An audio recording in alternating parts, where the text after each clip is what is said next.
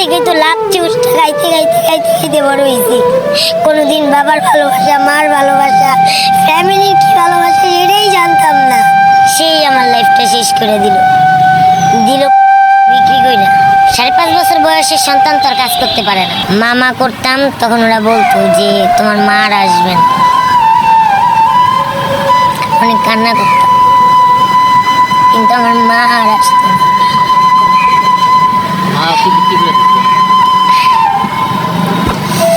সমাজরাই তো আমাকে বাধ্য করছে যে মেয়ে থেকে ছেলে হইতে। আপনাদের মতো সমাজরাই বাধ্য করছে আমাকে রিক্সা নিয়ে রাস্তায় বের হইতে। আমি তো এরকম ছিলাম না। আমি তো সুস্থ সবল একটা জীবন নিয়ে বাঁচতে চেয়েছিলাম। আমি তো একটা মেয়ে হয়ে বাঁচতে চেয়েছিলাম। আমারও তো ইচ্ছা ছিল যে একটা সংসার হবে। আমার বিয়ে হয়েছে, বাচ্চাও কিন্তু আছে, কিন্তু কি আমার সেই সংসারটা টিক্কা রইল না। কিসের জন্য? সমাজের জন্য। অনেক কথা বলে, তুমি মেয়ে না ছেলে, তুমি ছেলে না মেয়ে, তুমি কোথায় থাকো। টিটকারি, অনেক ধরনের টিটকারি মারে, ঠিক আছে? এগুলার মানে আরও অনেক ফেস করছি। এর জন্য আজকে ছেলের বেশি ধরছি, যেন আমাকে কেউ আমার পাশে বসে গেলে কেউ যেন বুঝতে না পারে যে আমি মেয়ে। যারা চিনে তারা তো চিনি, আর যারা না চিনে তারা বুঝতে পারে না যে আমি ছেলে না মেয়ে। ছেলেই ভাবে। একটা মেয়ে মানুষ রিক্সা চালাবে, গ্যারেজ থেকে রিক্সা নেওয়ার যে ব্যাপারটা, এটা কি গ্যারেজ থেকে রিক্সা পাওয়াতে কি অসুবিধা হয়েছে কিনা মেয়ে হওয়ার জন্য? হ্যাঁ, প্রথম হয়েছে। প্রথম তো কেউ দিতে চায় না। গার্জিয়ান ছাড়া কি কেউ কাউরে দিতে চায় এত দামি রিক্সা? প্রথম হয়েছে। এই যে বিশ্বাস অর্জন করছি, বিশ্বাস অর্জন করার পরে এখন নিজের দায়িত্বে এই রিক্সা নিয়ে ভাড়া চালাই। কিন্তু এখন ভাড়া পোষায় না। 500 টাকা ভাড়া দিয়া এখন কেমনে পোষাইব?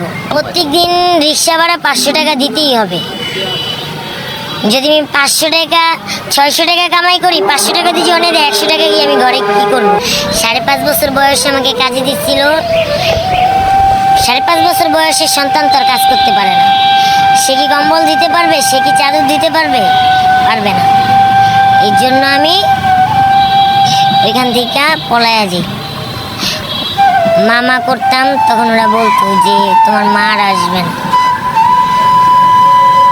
অনেক কান্না করতাম, কিন্তু আমার মা আর আসতো না।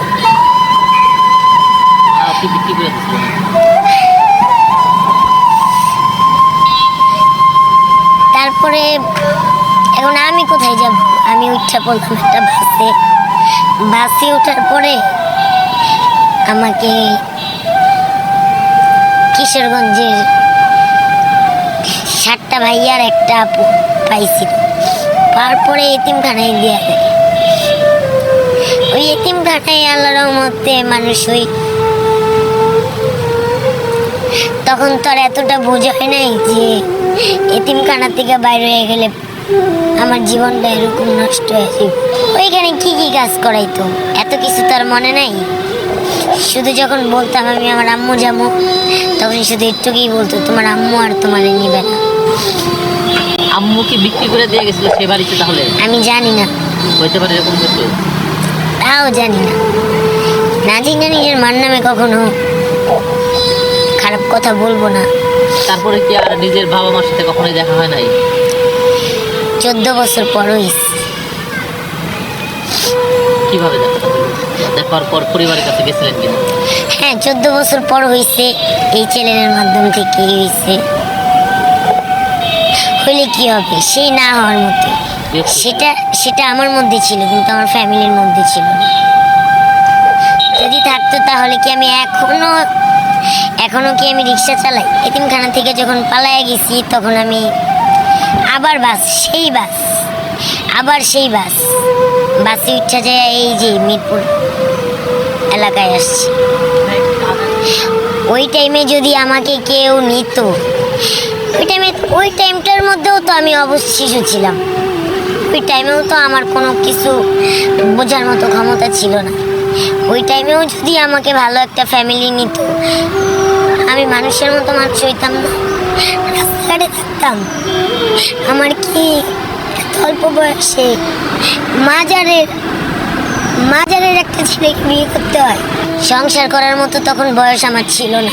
যাকে আপন ভাবছিলাম, যাকে মা ভাবছিলাম, সেই আমার লাইফটা শেষ করে দিল বিক্রি কইরা। তখন ভাবি নাই যে সে আমাকে বিক্রি করে দিতে নিতেছে। তখন আমার পেটে, তখন আমি প্রেগনেন্ট। ধুলো দিয়া 7 দিন ছিলাম। হয়তো আমার কপাল ভালো ছিল, এই জন্য আর্মি, র্যাব, পুলিশ ওইখান থেকে 5টা মেয়েকে উদ্ধার করছে, আমাকে সহ।